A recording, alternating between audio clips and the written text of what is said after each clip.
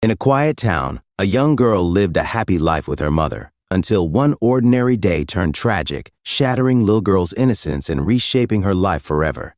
This is a journey of unimaginable hardship of a little girl as she uncovers secrets and confronts heartbreak.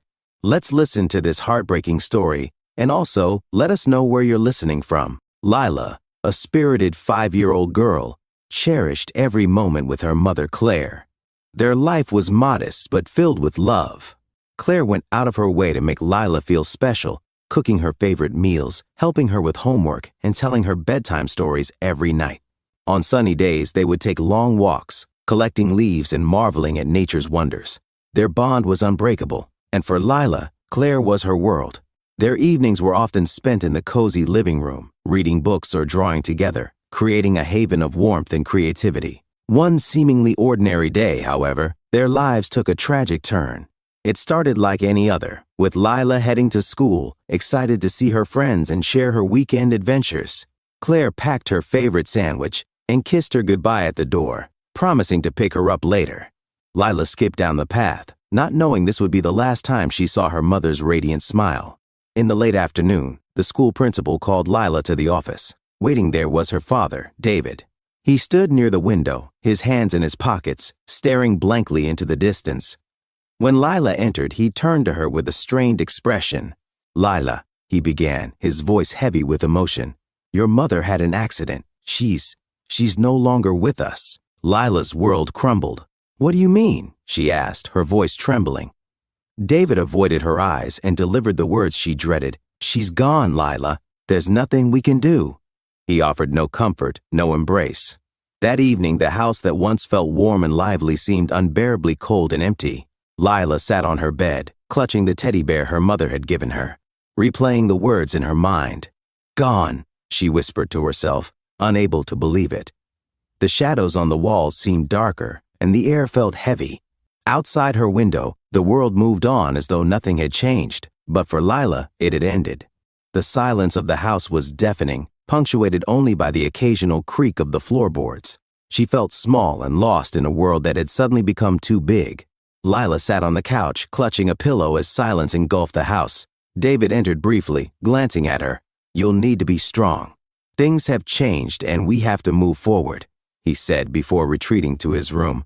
In the days that followed, David's aloofness deepened. He rarely spoke of Claire and avoided Lyla's attempts to reminisce. When Lyla brought up memories of her mother, like the Saturday pancake tradition, David dismissed her. "That won't bring her back," he said coldly. The warmth of Claire's love became a distant memory as David's strictness overshadowed their lives. Nights were the hardest. Without Claire's stories, Lyla struggled to sleep, staring at the ceiling in despair. Her mother's perfume still lingered faintly in the house, a bittersweet reminder of what was lost. In moments of quiet, Lyla would sit by the window, tracing the raindrops with her fingers and imagining her mother's comforting voice. The days stretched into weeks, each one heavier than the last. Mary, Lyla's grandmother, visited after Claire's passing. Seeing Lyla's thin frame and vacant expression broke her heart. The vibrant house Mary once knew was now unrecognizable. The cheerful art on the walls seemed duller, and the air carried an emptiness that was hard to ignore. David's indifference was clear as he barely acknowledged Mary, retreating to his room while she spent time with Lyla. "How are you, sweetheart?" Mary asked, sitting beside her. "I'm fine, Grandma," Lyla replied, though her voice lacked conviction. Mary noticed Lyla's cold hands and sensed the neglect. Determined to help, Mary began visiting more often, but David grew hostile, accusing her of interference. One evening, Mary discovered Lyla eating a dry sandwich on the kitchen floor. "Why are you eating this? Didn't your dad make you dinner?" she asked. Lyla's teary response, "He said he didn't have time," spurred Mary to consider seeking custody. Despite her limited finances, she couldn't ignore the signs of neglect. The look in Lyla's eyes haunted her. Mary started documenting her observations, knowing she might need proof of the neglect. She took photos of the empty fridge and kept notes of Lyla's stories. Her resolve grew stronger with each visit. When David discovered Mary's custody filing, he was furious. Confronting her at her home, he demanded, "You think you can take my daughter from me?" Mary stood firm. "Lyla needs love and care, David, and you're not giving her that." His anger soon turned into a calculated strategy. He began showering Lyla with gifts and attention, trying to paint himself as a devoted father. "Let's go to the mall tomorrow," he suggested one evening. Lyla, skeptical, nodded hesitantly. Despite the sudden attention, she couldn't shake the feeling that something was off. Meanwhile, David planted doubts about Mary, claiming she was too old and frail to care for a child. His efforts to manipulate the situation only deepened Lyla's unease. "Grandma can't do everything for you," he remarked one evening. Lyla listened silently, her heart heavy with confusion. She wanted to trust him, but his sudden kindness felt hollow. The house, though filled with new toys, remained cold and uninviting. One night, Lyla overheard David's conversation with a friend. "I need this to look real. If Mary wins custody, I'm finished," he said. His voice carried a mix of desperation and cunning, and every word sent a chill down Lyla's spine. He elaborated on his plan, detailing how he intended to fabricate evidence to portray Mary as an unfit guardian. "She's old and frail," he added, his tone dripping with contempt. "It'll be easy to convince the court she can't handle raising a child." Then came the part that crushed Lyla completely.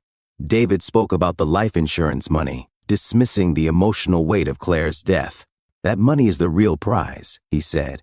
"It's enough to set me up comfortably. I'll make it seem like I'm doing everything for Lyla's sake, but we both know that's not the case." A hollow laugh followed, making Lyla's stomach churn. Terrified and heartbroken, Lyla crept back to her room. Every step felt like a monumental effort as her small frame trembled. Once inside, she sat on her bed, hugging her knees. The words she had overheard echoed in her mind, each one slicing through her trust like a blade. The father she had hoped to trust was only using her as a pawn in his selfish schemes. She replayed the recent weeks in her mind, piecing together the truth. The sudden gifts, the outings, the forced smiles, all part of a facade designed to manipulate her. It was never real, she whispered to herself, tears streaming down her cheeks. Her small room, once a place of safety, now felt like a cage. But amidst her fear, a resolve began to form. She couldn't allow David to succeed. Lyla resolved to protect herself and her grandmother, even if it meant facing the overwhelming challenge of standing against her father in court. That night, she barely slept. Staring at the shifting shadows on her ceiling, she began to formulate a plan, determined to make her voice heard and uncover the truth for the sake of her mother's memory and her own future. The day of the hearing, Lyla sat beside Mary, clutching her hand tightly. The courthouse was imposing, its tall ceilings and heavy doors adding to the weight of the moment. David, confident and well-dressed, presented his case with his lawyer. They spoke eloquently, painting David as a devoted father who had stepped up during difficult times, while casting doubt on Mary's ability to care for Lyla. The lawyer emphasized Mary's age and limited financial means, attempting to convince the judge that her guardianship would not serve Lyla's best interests. Mary sat silently, her posture straight but her hands trembling slightly. When it was her turn, her lawyer presented a clear and compelling case. They laid out evidence of David's financial manipulation, showing how he had attempted to gain control of Claire's life insurance money. Documents were displayed that highlighted the discrepancies in David's claims and his actions, painting a picture of neglect and self-interest. Then, the moment came for Lyla to take the stand. The room seemed to hold its breath as the small girl walked to the front, her steps hesitant but purposeful. Climbing onto the seat, she looked at the judge with wide eyes. "He doesn't care about me," she began, her voice trembling but steady enough to carry. "All he wants is the money. I heard him say it. He doesn't love me or my mom. He just wants everything for himself." Her words silenced the room. David shifted uncomfortably in his seat, his once confident demeanor faltering. The judge watched Lyla intently, her expression softening as the child's words carried the weight of undeniable truth. Lyla's hands gripped the edge of the stand as she continued, tears streaming down her face. "My grandma takes care of me. She loves me, and she talks about my mom so I don't forget her. But my dad doesn't even say her name." The judge leaned forward slightly, her voice calm but firm. "Thank you, Lyla.